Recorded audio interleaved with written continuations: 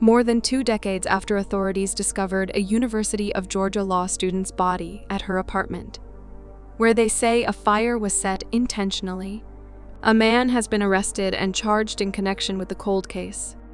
Tara Louise Baker was found dead in her Athens, Georgia home by Athens Clarke County firefighters on January 19, 2001, a day before her 24th birthday. Tara Louise Baker, born on January 20, 1977, in East Point, is remembered not only for her academic achievements, but also for her remarkable character. A graduate of Lovejoy High School in 1995, Baker went on to attend Georgia College in Milledgeville, where she graduated cum laude in 1998 with 2 bachelor's degrees. Friends and classmates recall Baker as a beacon of kindness and inclusivity. Her commitment to social justice was evident early on as she consistently advocated for those less fortunate and often led efforts to include all students in academic activities. Her academic prowess was matched by her dedication to making the university experience better for everyone around her. Baker was known for her ability to bring people together, ensuring that no serious student felt excluded from study groups or class projects. On the morning of January 19, 2001, Athens Clarke County firefighters discovered Baker's body while responding to a fire at her Athens apartment located at 160 Fawn Drive. Investigations concluded the fire was an act of arson, part of a deliberate and heinous crime that abruptly ended the life of the 23-year-old student. Baker was last seen by friends around 7:30 p.m. at the library. That same friend got a call from Baker around 9:46 p.m. to make sure they got home safely. She told her friend she planned to leave the library around 10 p.m. That was the last time she was seen. Baker died of strangulation, stab wounds to the neck, and blunt force trauma to the head. The homicide investigation into Baker's death ran cold for 23 years. On Thursday, May 9, 2024, state and county investigators said Edric Lamont Faust, 48, was arrested and faced several charges in connection with Baker's death, including felony murder, aggravated assault, arson, and aggravated sodomy, the news release says. Faust, a resident of Athens, remains in jail on a $15,000 bond, according to Clarke County Sheriff's Office jail records. Biological evidence and DNA science led to the arrest, Chris Jose, director of the Georgia Bureau of Investigation, said at a press conference earlier this month. Jose declined to comment on what led them to Faust, only saying, investigative work by the cold case unit and local investigators led to this update. No connection was discovered between the victim and suspect, he added. The victim's mother, Virginia Baker, speaking through tears, with a large photo of her deceased daughter just behind her, said she was so grateful for the arrest. I am Tara's mother. I always will be Tara's mother, she said. She thanked everyone for their prayers and told other families whose loved ones have been killed to hold on to hope. The GBI's cold case unit partnered with the Athens Clarke County Police Department in September 2023 to conduct an in-depth review and analysis of the ongoing investigation into Baker's death. According to the news release, Athens Clarke County Police Chief Jerry Salters, who was an officer at the crime scene in January 2001, said in a statement that he'd hoped for years Baker's family would find justice. I remember being there during that horrific time, Salters said. Seeing this case now full circle, I appreciate the hard work of the detectives, from then and now. Knowing that the evidence collected at that time contributed to the arrest today gives me tremendous pride in all the officers who worked this case over the years.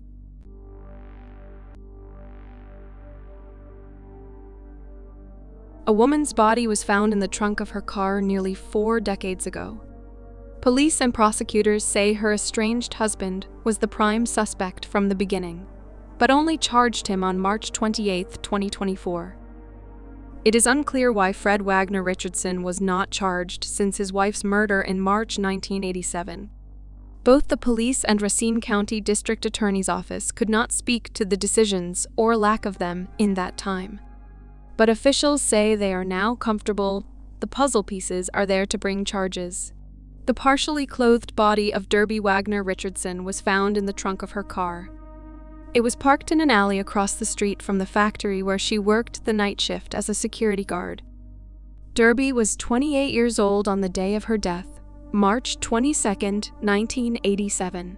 She had 2 young daughters, ages 3 and 7, and hopes for the future, including a career in law enforcement. Ideally, it would be my sister Ruth, Derby's mother, who passed away in April 2022. Standing here, said Ellie Schmidt, Derby Wagner Richardson's aunt. She fought so hard and for so long to get justice for her daughter's murder. The case against Fred Wagner Richardson has been described as long on motive, but short on actual evidence. Derby Wagner Richardson was divorcing her husband at the time she was killed, and she had a restraining order against him after he allegedly threatened to kill her, and then choked her until she was unconscious. Fred Wagner Richardson was particularly upset that he would lose money from his rental properties as a result of the divorce. On the day of her death, Fred and Derby met with their attorneys to discuss dividing the marital properties. Reportedly, the defendant was upset about sharing the proceeds from rental properties. He reportedly cried and said, "I'm very hurt. I'm very hurt." He reportedly looked pointedly at Derby and said, "I don't like being hurt," before abruptly leaving the meeting. Derby told her attorney she was in fear for her life and Fred was going to kill her. Her attorney reportedly reached out to the Racine Police Department to keep an extra watch on Derby. However, within 12 hours, she would be dead. Derby worked the 3rd shift as a security guard at Steiberg Engineering, 1600 Gould Street. On March 22, 1987, she failed to make the 1 a.m. check-in. A representative of Steiberg called the Racine Police Department to report a missing person. The representative said Derby was a responsible person who did not miss check-ins. Racine Police Department officers responded to Steiberg, where they found evidence of a struggle and determined Derby did not leave the property voluntarily. Investigators determined that the suspect gained access to the site by cutting a section of chain-link fence along the east side of the property. Crime scene photos from the time show a shoe print on the property with a pointed toe, similar to a cowboy boot, which investigators learned the defendant wore. At about 8:24 a.m., the Racine Police Department discovered Derby's car. In the trunk, they found Derby. She was nude and her mouth was bound with white duct tape. She had an injury to her head and her throat and wrists were cut. A pathologist later determined the injury to her head was likely made by bolt cutters. She was still wearing her jewelry, so robbery was ruled out as a motive, and there was no evidence of sexual assault. Investigators found the uniform Derby wore to work torn into pieces and scattered along Spring Street. Investigators also recovered a pair of black and red bolt cutters, which a relative identified as the same type Fred Wagner Richardson owned. A sales receipt was recovered indicating the defendant purchased a new pair of bolt cutters after the homicide had occurred. A Racine Police Department officer on night duty reported seeing a car similar to Derby's backed up to the rear service door of 1212 State Street at about 3 a.m. The property was owned by Fred Wagner Richardson. Residents of the property informed police the basement and rear door where the car was parked were used exclusively by the property owner and not the renters, who did not have keys or access to it, according to the complaint.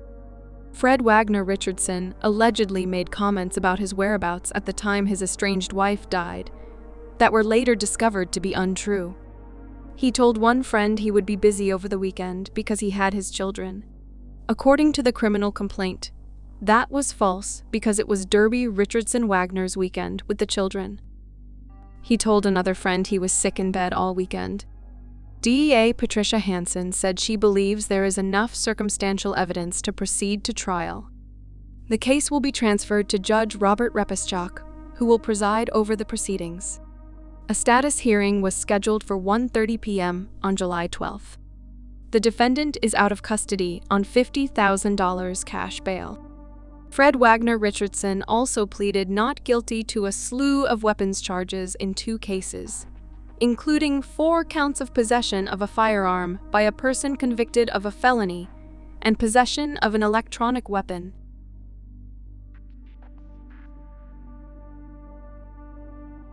A nearly 3 decades-long cold case involving the sexual assault, stabbing death of a young Jacksonville mother has led to the arrest of a 69-year-old man in North Carolina. On August 10, 1996, Valerie Ames was found stabbed and beaten to death in a unit of the Riverside area Courtyard Apartments at 1606 King Street. That was supposed to be vacant due to the arrests of the man and woman who lived there. The man's daughter went to check on the apartment and found the door unlocked and an unfamiliar woman dead in a pool of blood. Ames was the mother of 2 young daughters, ages 5 and 9, at the time of their mother's murder. The 2 girls and their grandmother were in England when they received the phone call informing them of Ames' death. One of Ames' daughters, Michelle James, spoke following the announcement of the arrest. Holidays, birthdays, graduations, weddings. The birth of her 6 grandchildren all passed without her, Michelle said through tears. Those long years have done nothing to numb the pain of her non-existent. Her pain and her torture have all become our pain and torture daily. Standing here today, almost 28 years later, we now have some answers on our beautiful mother Valerie, and she has finally reached her chance to have justice. The Jacksonville Sheriff's Office announced the arrest of Jerry Phillips as part of its reinvestigation into the case of 31-year-old Valerie Ames. Sheriff Waters said he can't share much information in the case and what led to a suspect because it's now in the hands of prosecutors.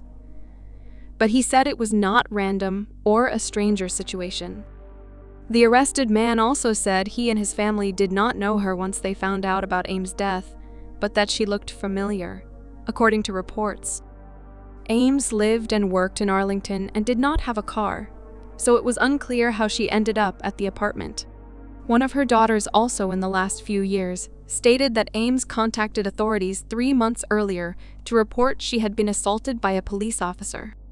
Nothing came of it, though. James also said some people told them her mother was pregnant, but nothing indicated that in the case file. In addition, a woman supposedly contacted police informing them she had information in the case and would make a deal with them. Not too long after that, she was found dead.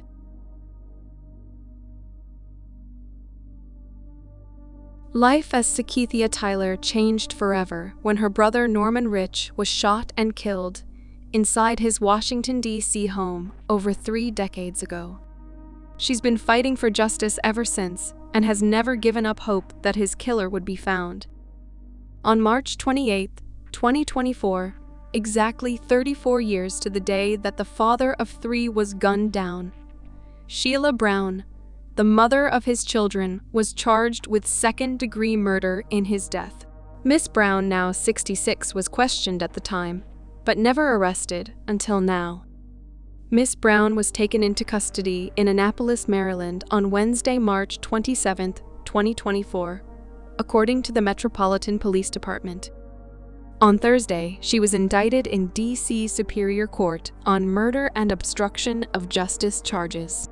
When Miss Tyler got the call from the detective, she was in disbelief and bursting with excitement to share the news. "I never gave up hope," she stated. "My brother's been dead for 34 years. 34 years. It's time for answers. It's time for justice." Mrs. Tyler added that she knows this is not the end, only the beginning, but said it's one step closer to closure for her family. Ever since his death, Miss Tyler has been seeking justice for her brother's murder. "When people tell me to move on and to live my life, I tell them Norman is my life," she said. She has shared updates on her Facebook page Justice for Semo and has given interviews to the local DC news outlets, as well as NBC's Dateline. "People need to hear his story," she said. "We've tried for years to get people to listen. It's time for everyone to hear the truth about what happened to him. Miss Tyler never called her brother by his name Norman, but instead his nickname Semo that was given to him by his grandmother, who later explained it was because he was intuitive and could see more of the world around him. Mrs. Tyler told NBC's Dateline in 2021. Rich, who was the eldest of 7 siblings being raised by their mother in Washington, D.C., was like a father to the children and worked hard to provide for them, Miss Tyler said. She was 26 years old when her brother was killed. In March 1990, Rich was living at a home on M Street Northeast, Washington, D.C., with his girlfriend Sheila Brown and their 3 children. It was Miss Brown who found his body in their bedroom around 1 p.m. and called 911, according to the initial Metropolitan Police report. He had been shot multiple times. Miss Tyler said she was in shock when she heard the news and went to her brother's house, which was now a crime scene. "I just went to the floor," she stated, relaying the tragic day, something she has done more than she wished to do. The moment their mother, Helen Rich Frazier, found out about Rich's death was captured in an image by a Washington Post photographer and featured on the Metro section's front page. According to Miss Tyler and the original lead detective in this case, Mrs. Brown said 2 men came to their door the morning of March 28, 1990, looking for Rich. Miss Brown said she recognized one of the men as someone called Ducky. She said she did not know the other man. She told Rich they were at the door and left the house to run errands. She said, Semo, there are 2 men down here to see you," Miss Tyler recalled her saying. And she claims she left the 2 men on the outside, locked the door, and went about her business. That's what she said. When she returned, the door was wide open, she said, and Mr. Rich was dead. Miss Brown told police she would help them with a composite of the 2 men she claimed came to the house that day. But Detective Ruben Sanchez Serrano, the original lead detective who is now retired, had said in previous interviews that he believed the answer to the case lies with the family. In a verbal statement he collected from Mrs. Brown that day, he previously told Dateline that he remembered her being very reluctant. She was combative, he said, despite her offer to help with the composites. For years, multiple detectives from the Metropolitan Police Department's Homicide Branch have urged the public to come forward with information and offered up a $25,000 reward. Several people were questioned and potential suspects emerged in the fatal shooting, but nothing led to an arrest. In January 2021, Detective Michael Fulton took over the investigation, hoping that a fresh look at the case would finally bring it to resolution. It was Detective Fulton who called Miss Tyler to give her the news of the arrest. Miss Tyler, while overjoyed at the news, admitted that it's heartbreaking that it took so long for an update in her brother's case. Their mother, who had been battling cancer of the larynx before Rich's death, died a year after the fatal shooting. Miss Tyler said that even though her mother had been sick for quite some time, it was her brother's murder that finally ended her life. They are now together and buried next to each other at a gravesite that Miss Tyler visits often. "Before she died, she told me, 'You stay on this,'" she recalled. "She told me to never give up hope, and I haven't. I never did. And look where we are. Hope is what brought us to this day." Brown is now facing charges of second-degree murder and obstruction of justice. A hearing is scheduled for June 28th.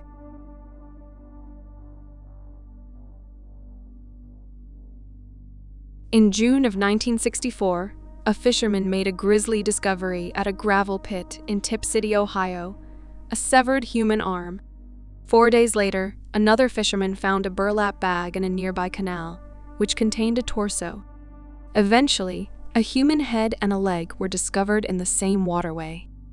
The police's extensive investigation led to them positively identify the remains as those of 43-year-old Daisy Shelton, a mother from Dayton.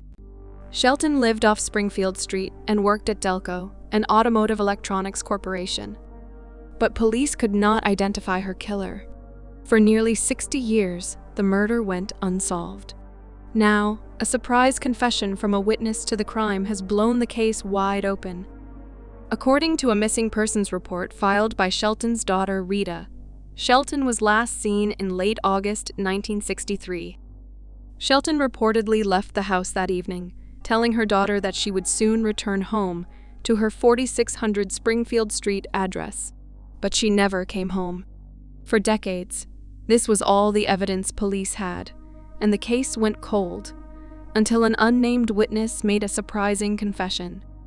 In 2017, a hospitalized man believing he was close to death confessed to a nurse that he had once witnessed a brutal murder. Hospital staff informed law enforcement, and soon police officers came to interview him. The man stated that he witnessed another man beat Daisy Shelton over the head with a hammer at a home on Springfield Street. The killer then dismembered her body and scattered the remains in various waterways in Tip City. The suspect the witness named was a man who lived on the same street as Shelton. He also worked with her at Delco. In his interviews with police in 2017, the suspect admitted that he knew Shelton. And although he was cooperative, he made a few statements that alarmed the police. The suspect told authorities that his DNA was likely to be on a box in which police found some of Shelton's remains. He stated that the box came from his home, and that Shelton's murderers probably killed her there. He admitted he looked guilty and could possibly be convicted in court, the Miami County Sheriff's Office stated. Police moved forward with prosecuting the suspect, but he unfortunately died in September 2022 at the age of 92. The witness to the crime also gave testimony to a grand jury, but likewise died before the case could be prosecuted. For Shelton's granddaughter, Maria Walling, the news that the suspect had died was bittersweet. She was happy she finally had answers, but her grandmother still did not have justice. Walling also learned that police identified 3 men who were likely involved in her grandmother's death. All 3 died before the case went to court. I'm like, finally. They found the killers. There were 3, Walling stated.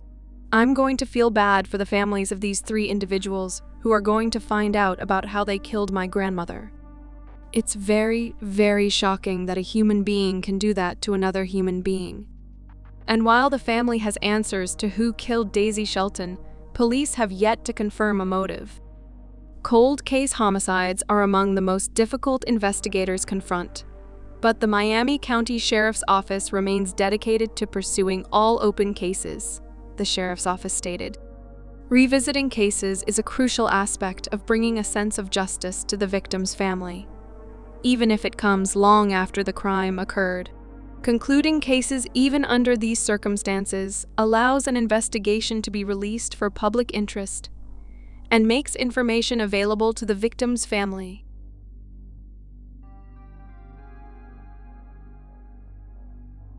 Florida detectives investigating a 20-year-old cold case discovered what they believe are the remains of Autumn Lane McClure, a 16-year-old who went missing in 2004. Detectives were able to recover 99.9% of the remains during an excavation of a suspected burial site on February 28, 2024, said Volusia Sheriff Michael Chitwood at a news conference on Thursday, February 29th. The sheriff's office is expecting the official identification soon, and then hopes to find a cause of death for the teen, the sheriff said.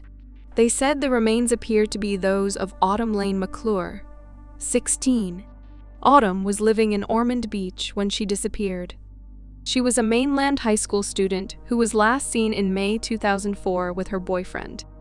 The boyfriend was dropping her off at a mall in Daytona Beach, Florida, when he last saw her, per the statement, and is not a suspect in Autumn's death. Police have named Brian Christopher Donnelly Jr. as a suspect in the case.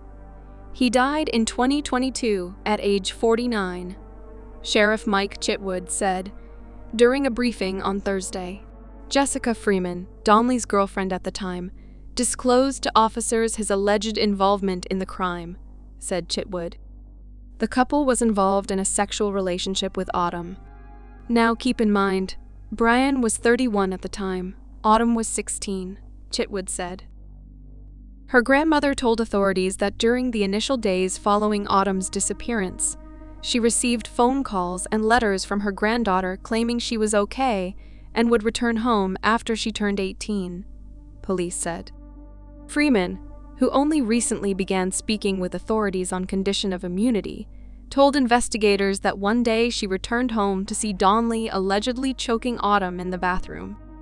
She was unable to save Autumn, she allegedly said, and she left the trailer where the three lived. Chitwood added, when she returned 2 weeks later and inquired about what had happened to Autumn, Donnelly allegedly told her, "Shut up, or the same thing will happen to you," Freeman claimed. Over the years, Donnelly allegedly told Freeman several times about how he had cut Autumn up and buried her and spread her parts over different parts. Authorities learned during the investigation, said Chitwood. In late 2023, Freeman contacted authorities to notify them where she believed Autumn's remains were buried. Before his death, Donnelly had allegedly expressed satisfaction at the fact new concrete had been placed on the site, she told investigators. Subsequently, authorities worked with the new owner of a trailer on the property to excavate the remains. While official identification is still pending, the sheriff's office says an estimated 99% or more of the remains had been recovered from the site. The department is in contact with Autumn's family regarding the discovery.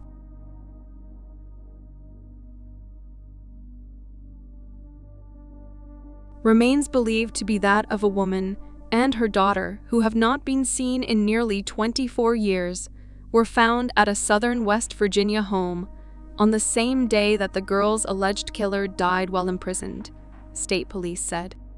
A deathbed confession has closed a nearly quarter-century-old double missing persons case involving the fatal shooting of a 10-year-old West Virginia girl and her mother. Natasha Alexander Carter was 10 when she disappeared from her home in Beckley, in Raleigh County, southern West Virginia, along with her mother, Susan Carter. The pair was last seen on August 8, 2000. The lead suspect in the disappearance, Larry Webb, had confessed to killing the mother and daughter and burying the bodies in his backyard. The suspect confessed on his deathbed to shooting and killing Susan and Natasha Carter, who had been missing for over 2 years. Over financial troubles, he said he was missing cash and believed that she had taken it and spent it. Officials said at a press conference in April 2024. It was a detailed, undeniable, unconflicted confession, Raleigh County prosecuting attorney Ben Hatfield said. The confession aligned with the investigative efforts and the evidence collected. The remains of the mom and daughter were discovered on Webb's Beckley property Monday, April 22, 2024. Webb was pronounced dead at a hospital 6 hours before the remains were discovered. He died at Mount Olive Correctional Complex in Fayette County, in what police called a bit of a poetic ending. Webb was previously indicted for Natasha's death in October 2023 and was placed in custody in April 2024 after the FBI took up the cold case in 2021. Police executed search warrants at Webb's home in 2022 and 23, and authorities said they recovered additional evidence in the investigation. When investigators searched his home last year, they found a bullet embedded in the wall of what was the girl's bedroom. The bullet was tested for DNA, which confirmed that blood on it belonged to the 10-year-old girl. During one of those searches, Webb told news outlets he did not know what happened to the girl and did not know when he last saw her. "I don't remember," Webb said. "I have dementia. I can't say exactly." Webb was indicted on a first-degree murder charge in October 2023 for the death of Natasha Carter, but was transferred to Mount Olive due to his health, where he could receive care while in custody, and died Monday, April 22nd. Natasha's father, Rick Lafferty, was on hand for the news conference Tuesday, April 23rd, and thanked investigators for their work in the case. "It's kind of a sad day, but also a happy day because I can bring my baby home," he said. The father also gave a piece of advice to others going through similar situations. Don't give up hope. 24 years. This case went cold so many times I almost lost hope several times, Lafferty said. If I could tell anyone in my position, just never give up hope of finding your child.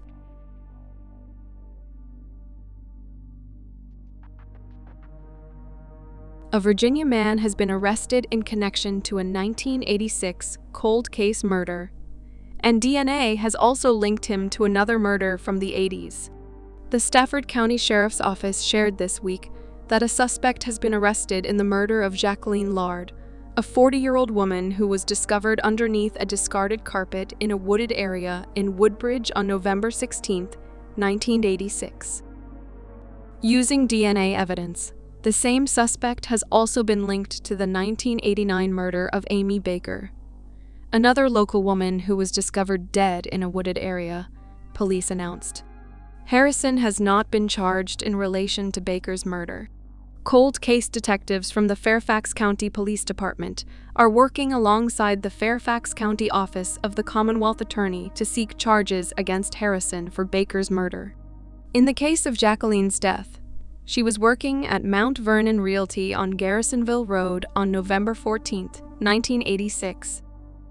She was last seen that evening at 9 p.m. as the business closed. On the morning of November 15, 1986, the Stafford County Sheriff's Office said employees of other businesses in the area prepared to open for the day, but discovered a crime scene at the realty office, which indicated a horrific struggle. Jaqueline and her vehicle were both missing. The following day, 2 juveniles were playing in a wooded area near Railroad Avenue in Woodbridge and discovered a body beneath a pile of discarded carpet. Police identified the body as Lard. Her missing vehicle was found abandoned in Fairfax County on December 18, 1986. As part of the investigation, the FBI created a task force combining the efforts of the Stafford County Sheriff's Office, Prince William County Police Department, the FBI, and the Drug Enforcement Administration. DNA was extracted from the evidence, but repeated searches of the Virginia and national DNA databanks via CODIS, in addition to direct comparisons against submitted persons of interest and familial searches, failed to identify a suspect. After leads were exhausted, the investigation into Laird's killing was moved to cold case status, the sheriff's office said.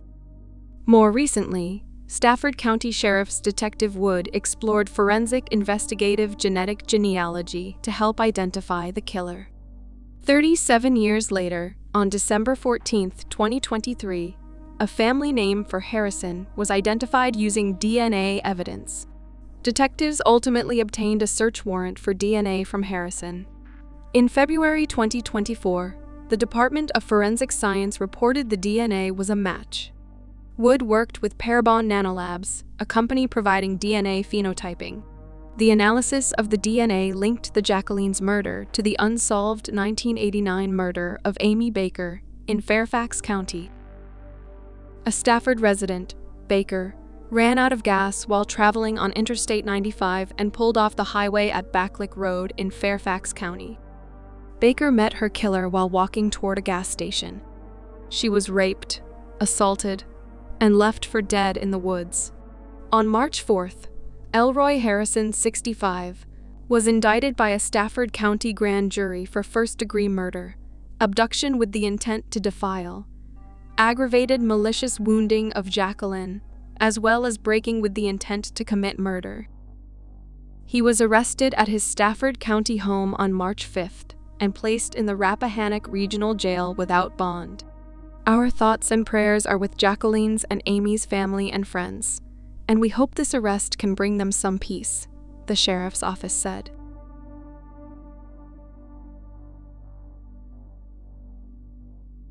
On November 7, 1986, officers responded to a disturbance call at a home in the 3600 block of Colbath Street.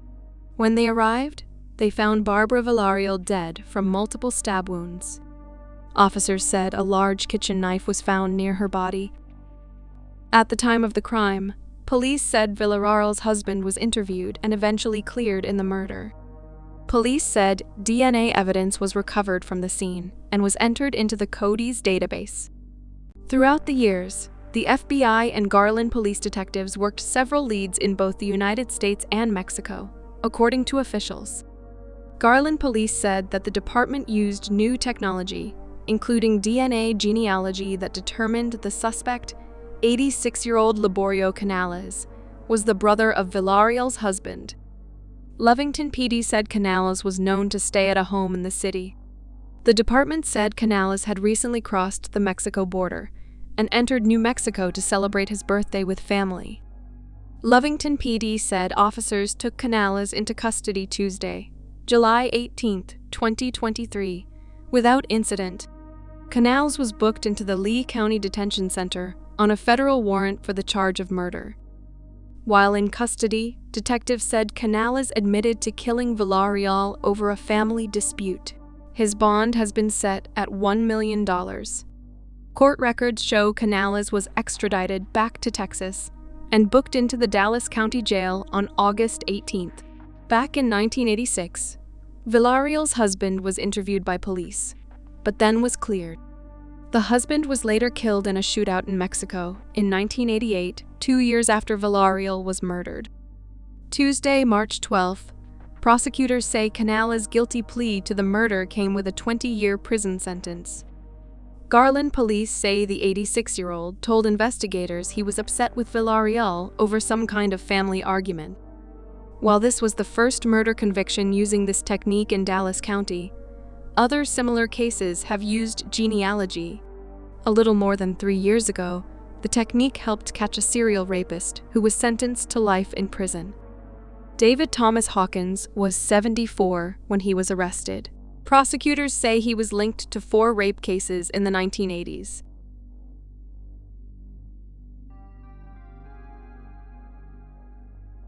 In the early evening of Thursday, June 10, 1971, Raymond Scheublin, the president of the Lexington Trust Bank, returned from work to find the body of his wife, Natalie Scheublin, 54, mother of 2, in the basement of their Bedford home.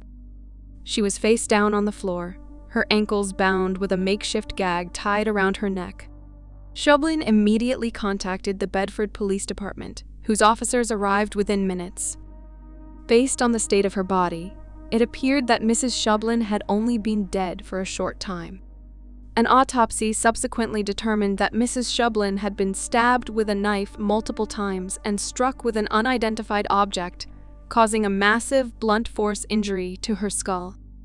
The investigation revealed that a set of bank keys was missing, and that Mrs. Scheublin's vehicle, a blue and white 1969 Chevrolet Impala, had been taken.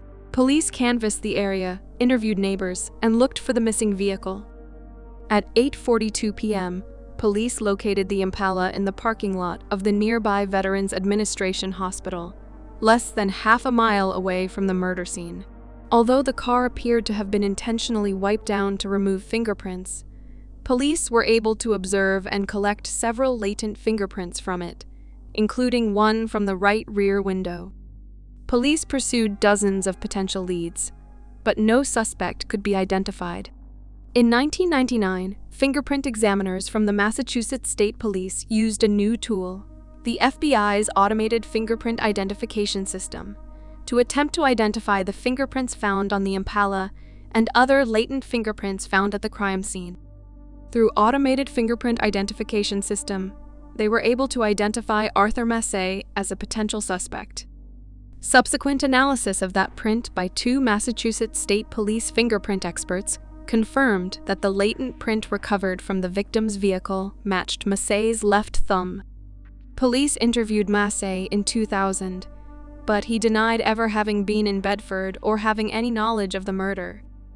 In 2005, when police re-interviewed Massey, he changed his story, claiming that he had been solicited by an organized crime associate to murder the wife of a banker, and to make the murder look like a break-in, but that he had refused the solicitation. In 2019, the cold case unit created by Ryan re-examined the case, gathering information about the defendant's past in an effort to identify new witnesses. During the course of this wide-ranging investigation, detectives identified a woman who admitted that she had been involved with Massey in schemes to defraud banks in the 1990s. She revealed that Massey had admitted to her that he had organized crime connections and that he had once stabbed someone to death in their home. That information, along with the other facts of the case, was presented to the Middlesex County Grand Jury, which returned an indictment of Massey for first-degree murder. When Massey was being held on the murder charge, he attempted to find someone to give false testimony in the case. According to prosecutors, from inside the Middlesex Sheriff's Office in Villarreal, Massey wrote to a woman to recruit someone to testify that Massey had been framed, using a story he made up, prosecutors said. The accused killer allegedly offered $1,000 for the testimony. Massey's letters included escalating threats, including that he would order someone to hurt her, and that he would get to the woman like a bullet, according to the announcement. Investigators also found that the man told people outside the jails to collect on illegal loan-sharking debts, prosecutors said. Working with the Middlesex Sheriff's Office, investigators were able to thwart the plot, and prosecutors brought an additional charge for solicitation to suborn perjury in the trial of a capital indictment. That charge was joined for trial, along with the indictment alleging first-degree murder. Arthur Massey, 78, was arrested in March 2022, more than 50 years after the death of Natalie Scheublin, and on Tuesday, May 14, 2024. A jury convicted him of first-degree murder in her death, as well as an additional charge tied to an attempt to pay a witness to offer false testimony in his case.